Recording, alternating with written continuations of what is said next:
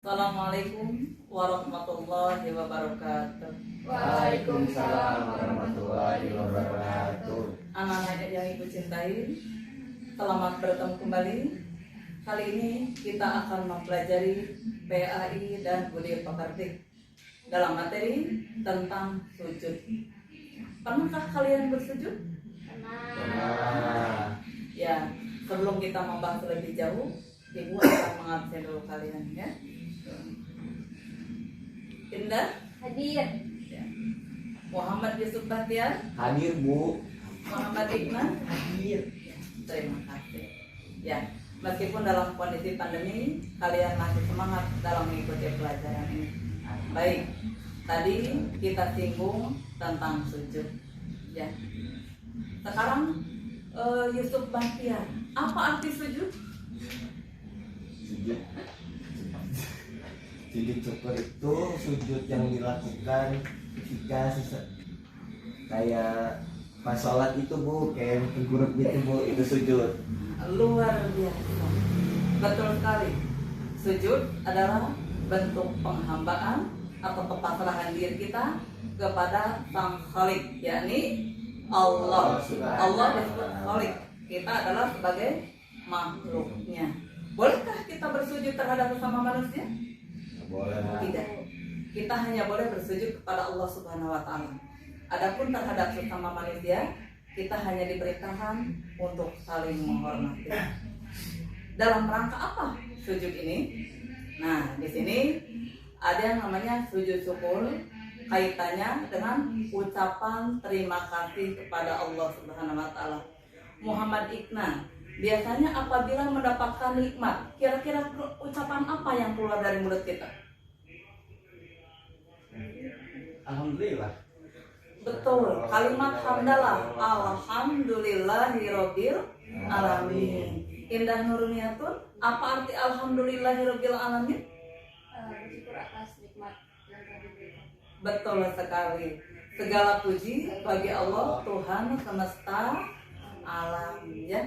Pada saat apa kita mengucap hamdalah? Misalnya, siapa yang hafal doa bangun tidur? Ayo. Ini katanya indah, Bu. Muhammad Yusuf, Indah Nurmiatun, atau Muhammad Iqnan, siapa yang hafal Indah di sini. doa bangun tidur?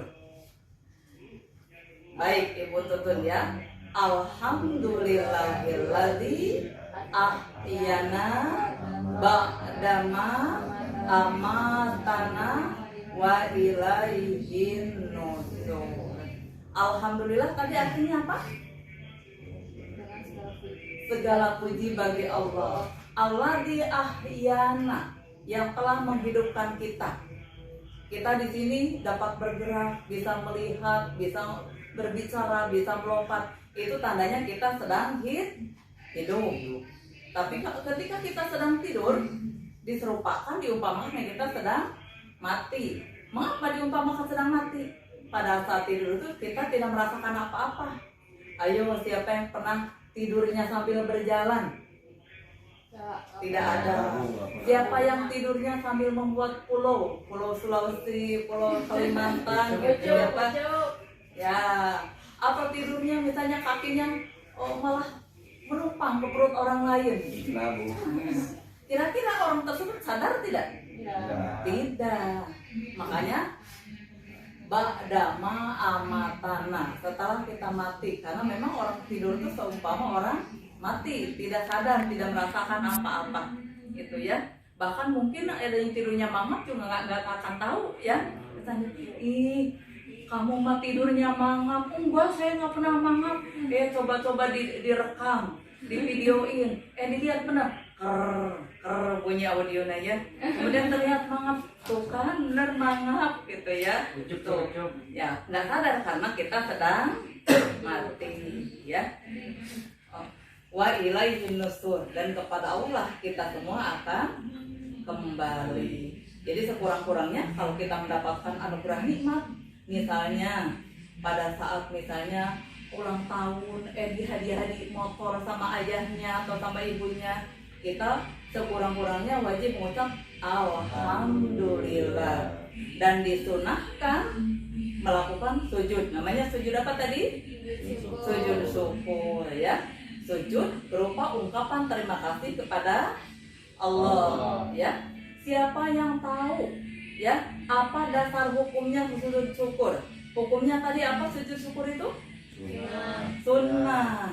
Indah Nurmiatun. Apa arti sunnah? Bila dikerjakan mendapat pahala, bila tidak apa-apa.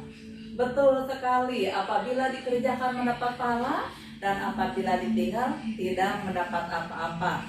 Di antaranya tadi yaitu sujud syukur, ya. Sekarang siapa yang tahu dalil atau hadis yang menyatakan bahwa Rasulullah tuh apabila mendapat kabar gembira atau mendapatkan anugerah nikmat, beliau bersujud. Ayo, siapa yang tahu ini hadisnya? Dari hadis riwayat Abu Daud, Ibnu Majah dan At-Tirmizi. Itu Bu. Benar nggak? Coba dibaca. Ya, luar biasa Muhammad Yusuf Bahtiar, ya, betul sekali. An Abi Bakrah, dari Abi Bakrah, anna Nabi sallallahu alaihi wasallam, bahwa sesungguhnya Nabi Muhammad sallallahu alaihi wasallam kana idza atahu amrun yasruhu, apabila beliau mendapatkan sesuatu yang menggembirakannya, au busyrobihi, atau mendapatkan kabar suka, ya, kharra sajidan, beliau langsung bersujud syukran lillahi ta'ala, sebagai ungkapan syukur kepada Allah Ta'ala, ya. Jadi kalian kalau ingin memiliki pahala sunnah seperti itu, ya. Misalnya pulang dari sekolah tiba-tiba ada bungkusan kado, ini punya siapa ya? Pas dibuka ternyata ada HP yang sangat diinginkannya. Alhamdulillah ya Allah. Nah, setelah mengucap alhamdulillah, diam-diam menghadap ke kiblat, tidak harus punya wudu, langsung misalnya berdiri, ya. Nawaitu sujuda syukran lillahi ta'ala, mengangkat tangan seraya mengucap takbir Allahu Akbar, kemudian sujud. Bacaan sujudnya seperti apa? Ayo, subhanallah walhamdulillah wala ilaha illallah wallahu akbar wala haula wala quwata illa billahil aliyyil azim. Bangun, Allahu Akbar, duduk kembali, salam ke kanan, salam ke kiri. Ada yang bisa mempraktekkan? Ikna. Indah kayaknya bisa ya. Ikna Bu, Ikna. Ada yang bisa mempraktekkan tidak? Ikna coba Ikna. Bisa Kan kayaknya. cowok Ikna. Ya. Ucup praktekkan Ucup. Silakan. Ambil bacaan. Ya, seperti itu ya. Misalnya diam-diam, kalian kan sering mengamati ya pemain bola melakukan selebrasi misalnya ya. Begitu mencetak gol, langsung misalnya semuanya tanpa aba-aba langsung bersujud. Itu sah-sah saja, sunnah ya. Jadi sebagai ungkapan syukur kepada Allah. Kalau kita nawaitu, boleh sujuda syukri atau boleh juga nawaitu sujuda syukron lillahi ta'ala, Allahu Akbar, kemudian bersujud. Pada saat sujud katanya subhanallah walhamdulillah wala ilaha illallah wallahu akbar. Duduk kembali ya, Allahu Akbar, kemudian diakhiri dengan salam ke kanan, salam ke kiri ya. Sekarang yang terakhir, hikmah yang kita dapatkan apabila kita melakukan sujud syukur. Hikmahnya apa? Siapa yang bisa cung? Ucup. Bu. Silakan, Muhammad Yusuf Bahtiar. Orang mendapatkan hikmat dan kelebihan kalau tidak berhati-hati, jadi lupa diri Bu, sehingga menjadi kayak angkuh atau sombong. Terus yang kedua, memperoleh kepuasan batin yang berkaitan dengan anugerah dari Allah Subhanahu wa Ta'ala. Yang keempat, dekat dengan Allah sehingga memperoleh bimbingan dan hidayahnya. Dan yang terakhir itu memperoleh tambahan nikmat dan selamat dari siksanya Bu, dari Allah Subhanahu wa Ta'ala. Betul sekali. Terima kasih nih ya. Luar biasa Muhammad Yusuf Bahtiar.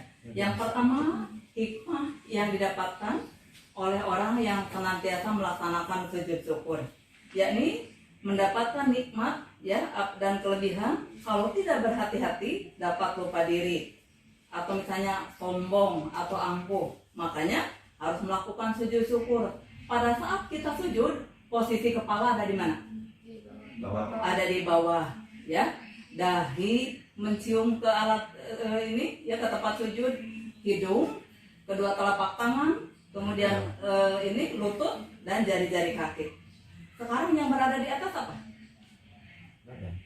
Pantat. Ya, kita tahu kan isi pantat apa isinya? tahu Ya, kotoran. isi pantat kotoran.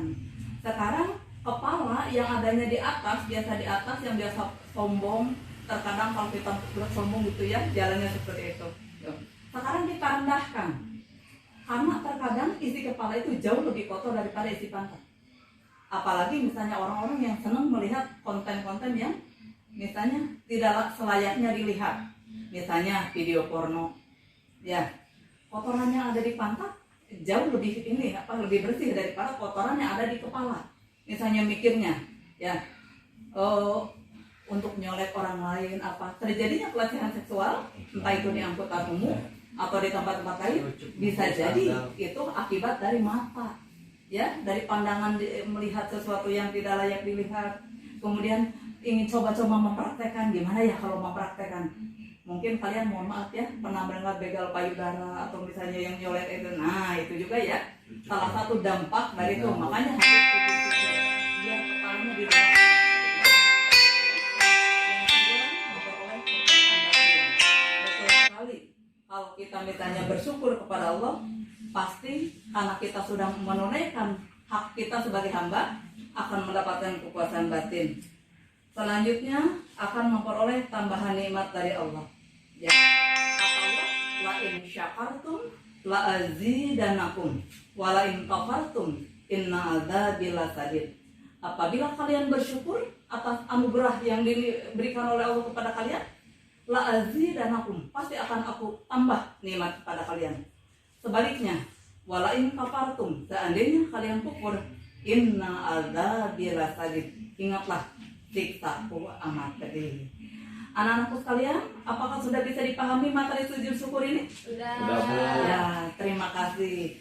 Kalau sudah bisa dimengerti, barangkali untuk tema sujud syukur, Ibu cukupkan sampai di sini. Terima kasih atas segala perhatiannya. Wassalamualaikum warahmatullahi wabarakatuh. Waalaikumsalam warahmatullahi wabarakatuh. Sekarang Assalamualaikum warahmatullahi wabarakatuh. Waalaikumsalam warahmatullahi wabarakatuh. Bagaimana kabarnya anak-anak? Sehat, Bu. Alhamdulillah baik. Sebelum kita membahas materi, ya, ada baiknya Ibu ingin ngecek dulu ya kehadiran kalian. Muhammad Yusuf Bahtiar Hadir, Bu. Ya. Indah Nurmiatun, Hadir. Muhammad Ikna. Hadir. Terima kasih. Ya. Kalau minggu lalu kita sudah mempelajari tentang sujud syukur. Untuk pertemuan kali ini kita akan membahas tentang sujud sahwi. Siapa yang pernah mendengar istilah sujud sahwi? Ada yang tahu apa itu arti sujud sahwi? Sujud yang dilakukan karena lupa atau karena ragu-ragu Karena berupa rakaat. dalam Ya, sholat. betul sekali Indah Nurmiatun ya. Sujud sahwi adalah sujud yang dilakukan karena lupa atau ragu-ragu di dalam sholat ya. Kalau minggu yang lalu kita mempelajari sujud syukur, sujudnya hanya 1 kali. Untuk sujud sahwi, sujudnya dilakukan 2 kali ya. Sebelum Sekarang dasar hukum dari sujud sahwi. Barangkali Muhammad Ikna tahu hukumnya sujud sahwi itu apa? Sunnah. Sunnah. Sunnah, betul sekali. Siapa yang masih ingat apa arti sunnah? Ikna. Bila dilakukan mendapat pahala, bila tidak dilakukan Yo, tidak sunnah itu mendapat apa artinya? apa-apa. Kalau wajib kan apabila dikerjakan mendapat pahala, apabila ditinggal berdosa. Ya. Contoh perbuatan wajib, sholat, ya, zuhur, asar, maghrib bisa sholat, subuhnya bablas enggak berdosa, Indah tuh. ya. Nah, Sekarang sunnah, sunnah itu apa tadi? Apa? Bila Apabila dilakukan dapat pahala, bila tidak dilakukan tidak dapat apa-apa. Ya. Apabila dikerjakan mendapat pahala, apabila ditinggal tidak mendapat apa-apa. Contohnya apa? sujud sahwi, sujud syukur. Ya. Contohnya di sini misalnya sujud syukur, sujud sahwi, atau sholat sunnah juga banyak ya. Sholat duha, sholat tahajud, sholat rawatib, ya itu pahalanya sunnah. Sekarang siapa yang tahu hadis yang menerangkan bahwa Nabi Muhammad itu apabila ragu-ragu dalam sholatnya atau lupa, beliau melakukan sujud sahwi. Coba hadisnya apa? Terdapat dalam hadis riwayat Muslim nomor 571 Bu, Ya apa ini misalkan orang yang isinya apabila salah seorang di antara kalian merasa ragu dalam sholatnya dan dia tidak tahu berapa rakaat dia sholat, 3 atau 4 rakaat, maka hendaknya dia membuang keraguan tersebut dan hendaknya dia mengerjakan sesuai dengan apa yang diyakininya, kemudian sujud 2 kali sebelum salam. Nah, jika dia ternyata sholat 5 rakaat, maka sholatnya tersebut akan menjadi syafaat baginya. Sedangkan jika ternyata sholat tepat 4 rakaat, maka kedua sujudnya bisa membuat marah syaitan. Ya, Masya Allah, luar biasa ya untuk Muhammad Yusuf ya. Betul sekali. Di sini ada hadis yang diriwayatkan oleh Imam Ahmad dan Imam Muslim. An Abi Sa'id al-Khudri, dari Abu Sa'id al-Khudri. Qala Nabi sallallahu alaihi wasallam, Nabi Muhammad sallallahu alaihi wasallam bersabda, "Idza syaqqa ahadukum fi salatihi," apabila di antara salah seorang di antara kalian ragu di dalam salatnya, ya, falam yudrikum salatan au arba'an, apakah salatnya itu dapat 3 rakaat atau 4 rakaat, ya, falyatrohisa, maka hendaklah dihilangkan keraguan-raguan itu, waliyatni ala mastayqona, dan teruskanlah sholatnya menurut yang dia yakini, ya. Summa yasjudu sajadataini, kemudian melakukan sujud sebanyak 2 kali, ya. Qabla ayu salima, sujudnya itu sebelum mengucapkan salam, ya. Sekarang siapa yang bisa menyebutkan apa sih yang menyebabkan orang melakukan sujud sahwi? Yang pertama apa? Ragu dalam rakaat sholat. Ya, lupa meninggalkan salah satu rukun sholat, ya. Rukun sholat itu diantaranya apa aja? Ruku, iktidal atau sujud. Betul sekali, ya. Ruku, iktidal, sujud. Atau yang pertama niat, karena segala sesuatu tanpa niat tidak dihitung apa-apanya juga, ya. Yang kedua berdiri bagi yang mampu. Yang ketiga takbiratul ihram. Kemudian membaca surat Al-Fatihah. Kalau membaca surat pendek rukunnya bukan? Bukan, itu termasuk sunahnya. Ya, kalau tertinggal misalnya takbiratul ihram, ruku atau iktidal atau sujud. Nah, lanjut aja sholatnya. Terakhir kita melakukan sujud sahwi. Sujud sahwi itu sujud karena lupa. Yang kedua karena apa? Lupa atau ragu dalam jumlah rakaat. Lupa atau ragu jumlah rakaat. Misalnya pada saat sholat udah gitu pikirannya melayang ke mall, melayang ke main game, atau misalnya melayang kemana aja gitu ya.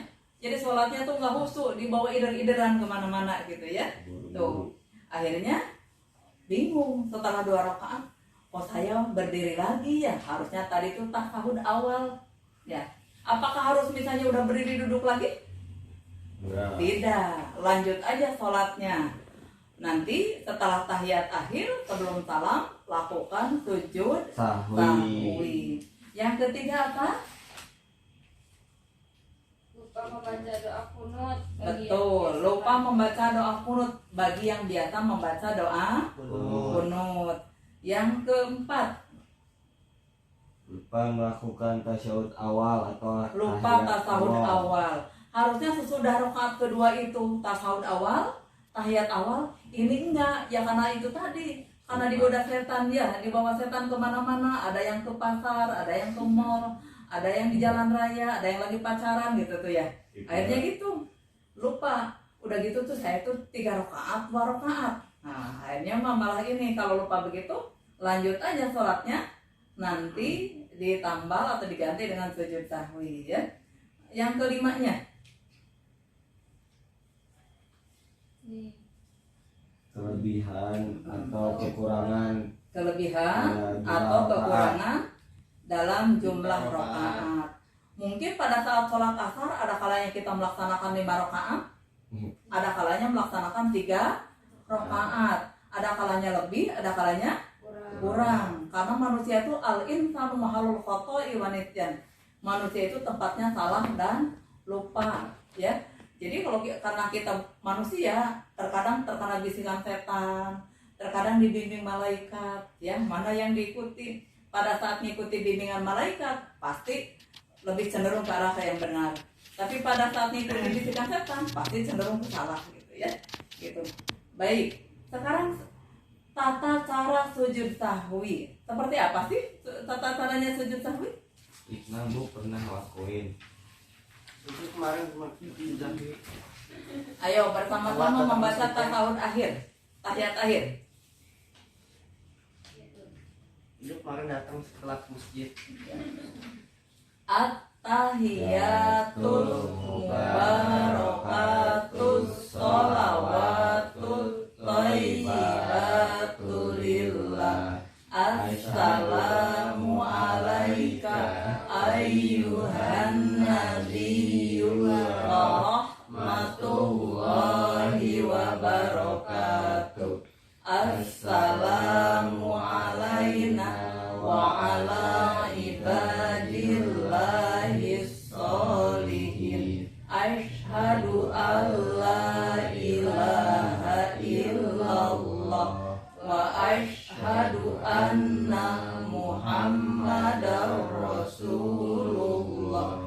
Allahumma sholli ala sayyidina Muhammad wa ala ali sayyidina Muhammad kama shallaita ala sayyidina Ibrahim wa ala ali sayyidina Ibrahim wa barik ala sayyidina Muhammad wa ala ali sayyidina Muhammad kama barakta ala sayyidina Ibrahim wa ala ali sayyidina Ibrahim fil alamin innaka hamidum majid.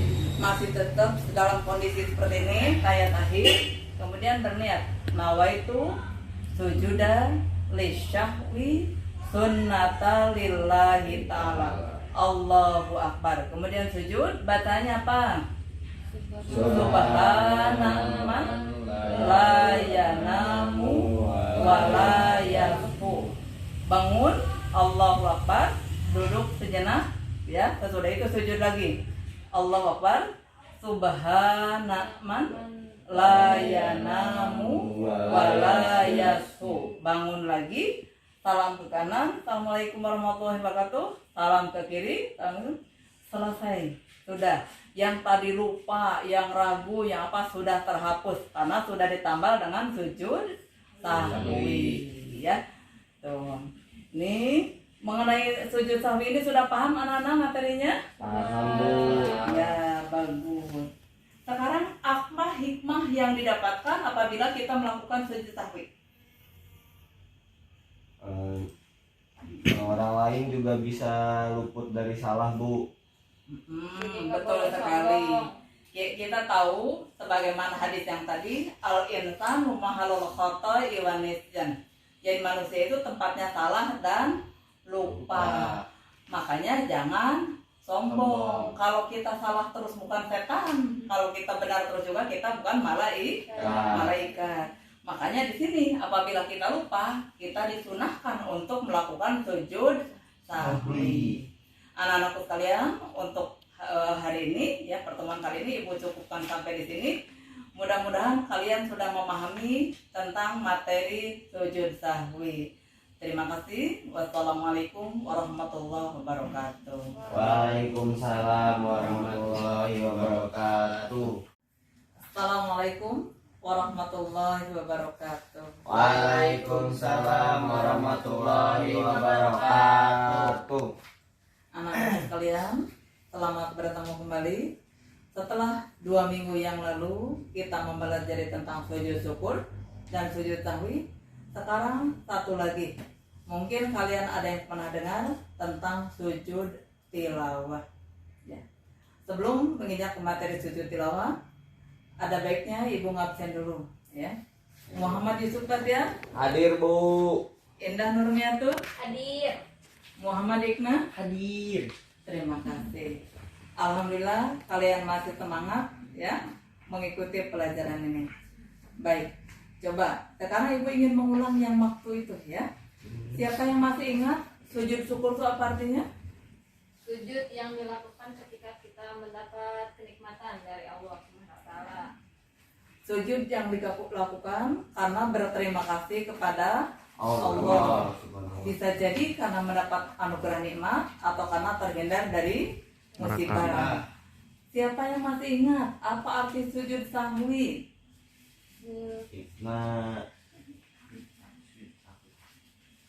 sujud sahwi itu kalau kita lupa sholat, lupa Rakaat rokaat. dalam mengerjakan sholat. Betul. Betul sekali Muhammad Yusuf Fatia. Sujud sahwi, sujud yang dilakukan karena ragu dalam sholat atau lupa bilangan rokaat sholat. Nah, yang ini adalah tentang sujud tilawah. Apa arti sujud tilawah? Sujud yang dilakukan saat kita mendengar ayat sajadah. Sajdah, bukan sajadah, indah. Coba siapa yang pernah dengar istilah musabaqah tilawatil Quran? Musabaqah perlombaan tilawah membaca Al-Quran. Di sini tilawah itu karena membaca. Jadi sujud yang dilakukan karena membaca ayat-ayat sajdah. Kalau kita membaca ayat itu, disunahkan kita melakukan sujud. Sujudnya dinamakan dengan sujud tilawah. Ya, sujud tilawah ini ada yang dilakukan di dalam sholat, ada juga yang dilakukan di luar sholat. Sekarang apa hukumnya apabila kita melakukan sujud tilawah? Sunnah, Bu. Sunnah. Hukumnya sunnah. Masih ingat bukan apa definisi sunnah? Masih, Bu. Ya. Apabila dikerjakan mendapat pahala, apabila ditinggal tidak mendapat Apa-apa. Siapa yang tahu bunyi hadisnya? Hikmah, Bu. Ucup kayaknya tahu. Semalam udah belajar nanya di WA. Ayo, Ikna. Ayo kita baca bersama-sama. An Sajadah. Ibni Umar, dari Ibnu Umar, anna Nabiya sallallahu alaihi wasallam, sesungguhnya Nabi Muhammad sallallahu alaihi wasallam kana yaqra'u alaina al-Qur'an, ya. Misalnya pernah membaca Al-Qur'an di depan kami. Faida marrobi sajdah, ketika bacaannya sampai pada ayat sajdah, ya, kabbaro, beliau bertakbir, wasajada, lalu beliau bersujud, wasajadana mahu, maka kami sujud bersama-sama dengan beliau. Itu apabila Rasulullah ini membaca ayat sajdah kemudian melakukan sujud, otomatis makmumnya juga ikutan melakukan sujud. Ya. Sekarang siapa yang tahu apa sih sebab-sebab kita melakukan sujud tilawah? Karena membaca ayat Al-Quran yang di ayat itu kayak ada lambangnya gitu, Bu. Betul sekali. Sujud tilawah dilakukan karena pada saat membaca atau mendengarkan bacaan Al-Quran menemukan ayat-ayat sajdah, baik pada saat sholat maupun di luar Sholat. Nah, nanti tolong dicatat ya ayat-ayat sajdahnya. Di sini ada 15 ayat. Di antaranya Al-Quran surat Al-A'raf ayat 206, ada Ar-Ra'du ayat 15, An-Nahl ayat 49, Al-Isra ayat 109, Al-Hajj ayat 18, surat Maryam ayat 58, kemudian Al-Hajj ayat 77, Al-Furqan ayat 60, An-Naml ayat 25, As-Sajdah ayat 15, Shad ayat 24, Fussilat ayat 38, An-Najm ayat 62, Al-Insyiqaq ayat 21. Nah, dan terakhir mungkin ini sudah pada hafal semuanya. Surat Al-Alaq. Al-Alaq itu kalimat pertamanya apa? Iqra bismi rabbikal ladzi khalaq. Khalaqal insana min 'alaq. Iqra wa rabbukal akram. Alladzi 'allama bil qalam. 'Allamal insana ma lam ya'lam. Kalla innal insana la yatgha ar-ra'ahu istaghna. Inna ila rabbika ruj'a. Ara'aital ladzi yanha 'abdan idza shalla. Ara'aita in kadzdzaba wa tawalla. Alam ya'lam bi anna Allaha yara. Kalla la illam yantahi lanasfa'an bin nasyiyah. Nasyiyatin kadibatin khati'ah. Fal yad'u nadiyah. Sanad'u zabaniyah. Kalla la tuti'hu wasjud waqtarib. Itu yang terakhir adalah ayat sajdah. Apabila kita membaca ayat itu, ya, seketika kita melaksanakan sujud. Niatnya nawaitu sajada litilawati ayati sajdah sunnata lillahi ta'ala. Langsung sujud. Lafal sujudnya apa? Sajada wajhiya lilladzi khalaqahu wa sawwarahu wa syaqqa samahu wa basarahu bi haulihi wa quwwatihi fatabarakallahu ahsanul khaliqin. Artinya wajahku bersujud lilladzi khalaqahu, kepada zat Allah yang telah menciptakannya, ya, wa syaqqa sam'ahu yang telah menyempurnakan pendengarannya, wa basarahu dan menyempurnakan penglihatannya, ya. Misalnya fatabarakallah, maha berkah Allah atau maha suci Allah, ahsanul khaliqin, sebaik-baiknya pencipta. Nah, sudah satu kali saja. Kemudian bangun, Allahu Akbar, salam ke kanan, salam ke kiri. Selesai, berarti kita sudah melaksanakan ayat sujud tilawah. Sujud tilawah. Jadi sujud tilawah itu sujud apa tadi? Sujud yang dilakukan ketika membaca atau mendengar. Sujud yang dilakukan apabila kita membaca ayat sajdah atau mendengar ayat sajdah dibacakan. Berapa kali sujudnya? Satu kali. Pertama berdiri dulu menghadap kiblat, kemudian berniat melakukan sujud seperti tadi. Nawaitu sajada atau nawaitu sujuda litilawati ayati sajdah, ya, sunnata lillahi ta'ala. Kemudian sujud bacaannya sajada wajhiya lilladzi khalaqahu wa syawarahu wa syaqqa samahu wa basyarahu bihaulihi wa quwwatihi fatabarakallahu ahsanul khaliqin. Kemudian Allahu Akbar, duduk sejenak, ditutup, salam ke kanan, salam ke kiri. Bisa dipahami anak-anak? Bisa. Ya, alhamdulillah, ya.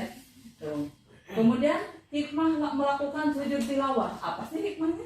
dijauhkan dari godaan setan, Bu. Ya, yang pertama supaya dijauhkan dari godaan setan, betul. Yang kedua,